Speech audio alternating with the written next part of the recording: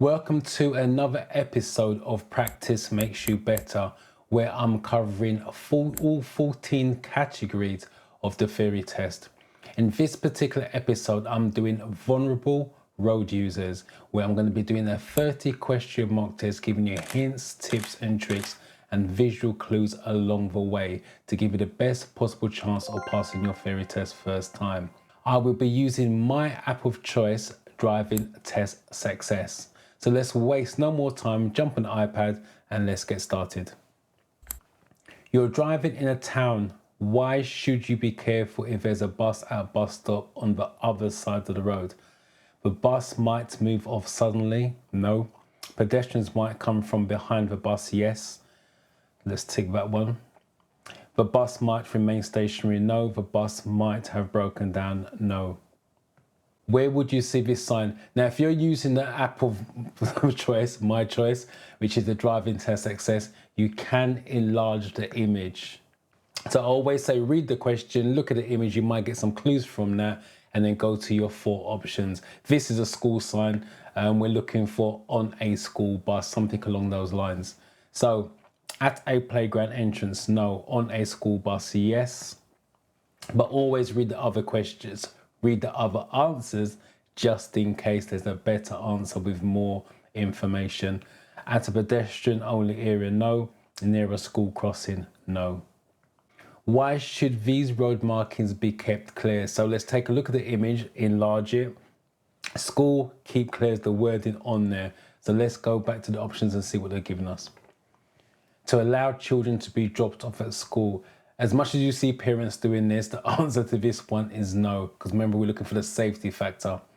To allow children to see and be seen when they're crossing the road, that's the safest one. That's why it's got to be kept clear, so children can be seen from a distance and children can see up to a certain distance so they can cross the road safely. To allow children to be picked up after school, no. To allow teachers to park, no. Why do motorcyclists use dip headlights in daylight? This is no different from a motorist using lights in daylight to either to be seen or to see. That's what we're looking for along those lines. So to improve the rider's vision, no. The rider is inviting you to proceed, no. So that the rider can be seen more easily, yes. To stop the battery overcharging, no. You're driving in a slow moving queue of traffic. The key there is slow moving traffic that you're in. What should you do just before changing lane? Sound the horns and flash your lights? No. Change down to first gear? No. Look for motorcyclists filtering through the traffic. That's what you're going to do. You're moving slowly, but it doesn't stop the bikes from weaving in and out. Your pizza delivery guys, for example. And saying yes, that's what we need to tick. And give a slowing down arm signal, no. You want to reverse into a side road. What should you do if you aren't sure that the area behind your car is clear? Get out and check. Yeah, if you're not sure, get out, just have a quick look to make sure it's safe to reverse. Check the mirrors only, no. Look through the rear window only, no. Carry on, assuming it's clear, no. You just passed your driving test, so you just passed, fresh. How can you reduce the risk of being involved in a collision? This is just taking more training, to be fair. By never going over 40 miles an hour, you may need to do that. By staying in the left-hand lane on all roads, that's not possible. By taking further training. This is a pass plus they're talking about when they say take further training. And by always staying close to the vehicle in front, which definitely is not safe. You see a pedestrian carrying a white stick that also has a red band. What does this mean? Again, enlarge the image so you can see exactly what they're talking about. So the white is blind, the red is deaf. 2 colors, 2 disabilities, so it's deaf and blind. They're deaf and blind, first one out. They're deaf, no. They're blind, no. They have a limited mobility, no. What should you do when you're passing loose sheep on the road? You can enlarge the image on this one. The safety factor, you're passing loose sheep, is just literally slow down or be prepared to stop. Heard them to the side of the road? No. Go very slowly. That's a possible. Pass quickly but quietly? No. Briefly sound your horn? No. You see a horse ride as you approach a roundabout. What should you do if they're signalling right but keeping well to the left? Again, slow down. Give them plenty of time. Something along those lines, safety-wise. A cyclist, horse rider signals left or right can go in any direction. They would take the safest route for them, not the same route as a car. Cut in front of them? No. Proceed as normal? No. Keep close to them? No. It's horses, so you definitely want to stay well back. Which is the last answer. Stay well back. You're traveling on a narrow section of road. What should you do if a horse rider ahead is riding in the center of a lane? Get up close behind to encourage them to move aside? No. Stay behind and allow them to ride in this position. Stay behind. This is similar to the previous question, just slightly worded differently. And I keep saying it's like a reoccurring theme. If you understand the questions and you understand the answers, it doesn't make a difference how they word it. You're still going to be passing your theory test. But if you memorize it, then you're going to be struggling. Sound your horn to 11. That's how you're going to spook them. And move across to the right and try to ease past them again. No. You're approaching a roundabout. What should you do if there are horses being ridden in front of you? 3 horses questions on the trot. And that's how the real theory test can work as well sometimes. You may get lucky and get some very similar questions. Oh, well, you're lucky if you know what the answer is. But if you don't know what the answer is, then you're unlucky. But we've got 3 in a row, and the real test can work out like that as well, because it's 50 random questions when you go in there. But anyway, let's just read the question again. You're approaching a roundabout. What should you do if there's horses being ridden in front of you? Again, it's going to be something similar. Stay well back, give them plenty of room, something along those lines. Give them plenty of room first one out, but always read the others. Accelerate past as quickly as possible? No. Treat them like any other vehicle? No. Sound your horn as a warning? No. You're following a cyclist. What should you do when you wish to turn left a short distance? With this, if the distance is short for your turning, stay behind. There's no point overtaking him and then cutting him up, because that's effectively what you're doing. So just stay behind. Be patient, similar to the horses, to be fair. Pull alongside the cyclist and stay level until after the junction? No. Overtake the cyclist before you reach the junction? No. Go around the cyclist on the junction? No. Hold back until the cyclist has passed the junction? Yes. You're approaching a roundabout. What should you do if a cyclist ahead is signaling to turn right? Again, cyclist questions in a row, just like the horse questions. Give a warning with your horn? No. Signal to the cyclist to move across? No. Overtake on the right? No. Give the cyclist plenty of room? Yes. You're about to reverse into a side road. What should you do if a pedestrian is waiting to cross behind your car? Technically, when you're reversing, you should be giving way to anything behind you. That's cars and pedestrians. And it's always going to be the safest option anyway as well. Sound your horn to warn pedestrians? No. Reverse before the pedestrian starts to cross? No. Wave to the pedestrians to stop? No. Give way to the pedestrians? Yes. You're driving past a line of parked cars. What should you do if a ball bounces out into the road ahead? If a ball bounces out, as instructors, we got to say, where there's a ball, there's a child. So you normally see a ball in front of your car. You expect a young child anyway, to run out in front, because they're not aware of danger, speeds and all the rest of it. So slow down and be prepared to stop for children? Yes. Continue driving at the same speed and flash your headlights? No. Stop and wave for children across to fetch their ball? No. Continue driving at the same speed and sound your horn? No. What does it mean when a moving vehicle is showing a flashing amber beacon? I have done a video on the flashing beacons, which goes into a bit more detail, and I will leave the card up here somewhere so you can go and watch that after this mock test. Flashing amber means slow moving. So again, just read the question. What does it mean when a moving vehicle is showing a flashing amber beacon and that's slow moving? So a vehicle has broken down? No. A vehicle is slow moving? Yes. The vehicle is a doctor's car? No. The vehicle belongs to a school crossing patrol? No. This junction, controlled by traffic lights, has a marked area between two stop lines. What's this for? Again, enlarge it. It's got a picture of a cycle there. It's for cyclists. So you stop at the first line, cyclist stops in the middle, so they're in front so they can be seen clearly and they get a head start when the lights change. That's what it's for. To allow people with disabilities to cross the road, no. To allow taxis to position in front of other traffic, no. To allow cyclists and pedestrians to cross the road together, no. To allow cyclists to position in front of other vehicles, yes. What does this sign mean? So you got a picture of cyclists, you got a picture of an adult holding a child's hand. So that's the information we're going to take. A route for pedestrians only can't be because you got a picture of a cyclist. A route for pedestrians and cyclists, that's a possible. A route for cyclists only, no, because again, it's got pedestrians in it. No route for pedestrians and cyclists.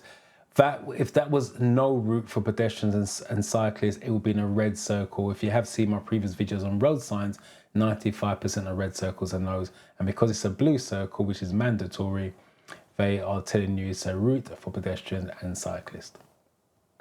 You stopped at a pelican crossing.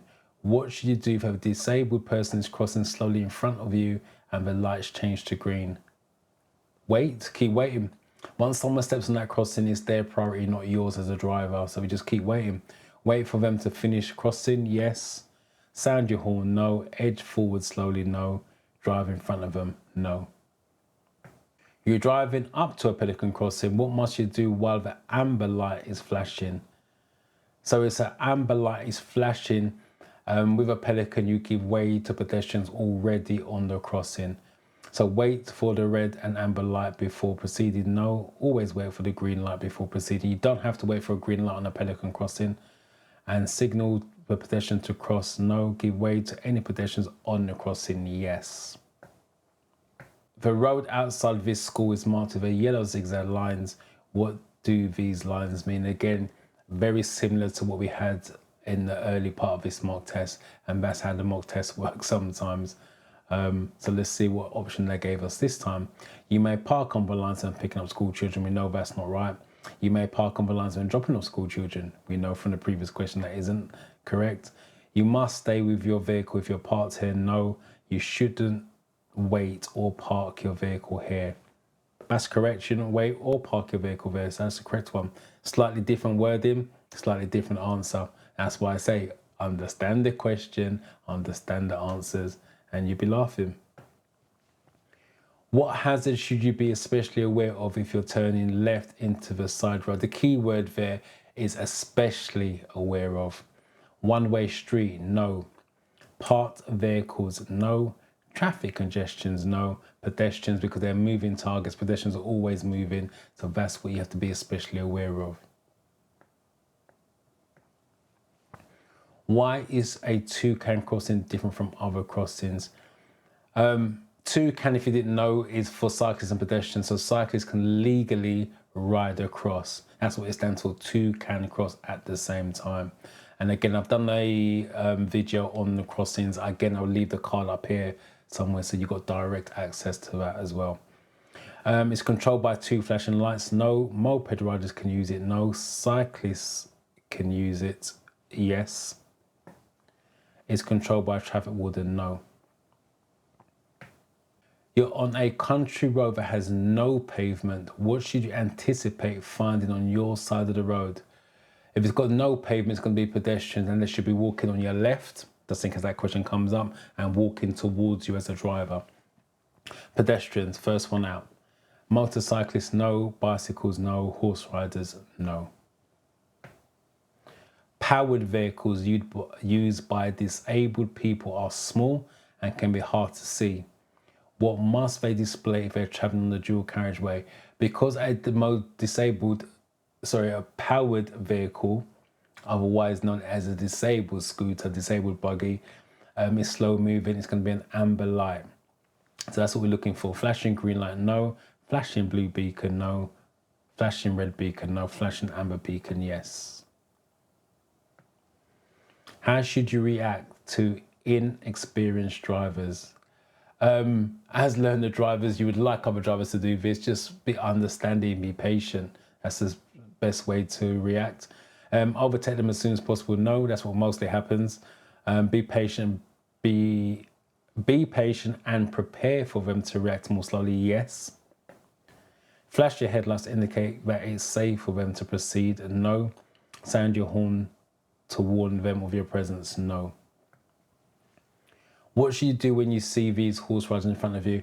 As from the previous question about horses, slow down, give them plenty of space, be prepared to stop whatever the option they're going to give us. But it's always going to be slow down with horses anyway. That's your first choice when it comes to driving normally.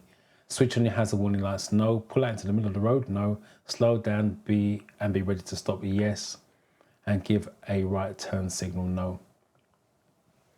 What does it mean if you see a pedestrian with a dog that has a yellow or burgundy coat? Now, if a dog's got a yellow or burgundy coat, it means the person's deaf. The pedestrian is a dog trainer. No. The pedestrian is colourblind. That's a common answer in the classroom when my students do this, but that's no. The pedestrian is an older person. No. The pedestrian is deaf. Yes. You're turning left from a main road into a side road. So you're on the main road turning left. What you did, there's a pedestrian on the pavement waiting to cross the side of the road. Again, slow down, be prepared to stop. That's the safest option. Sound your horn to let the pedestrian know you're there. No. Flash your headlights to encourage the pedestrian to cross. Definitely not. Wait and give way to the pedestrian. Possible. Carry on turning into the side road. No. Especially with the new highway code rules, you should be, if it's safe to stop, stop and allow them to cross.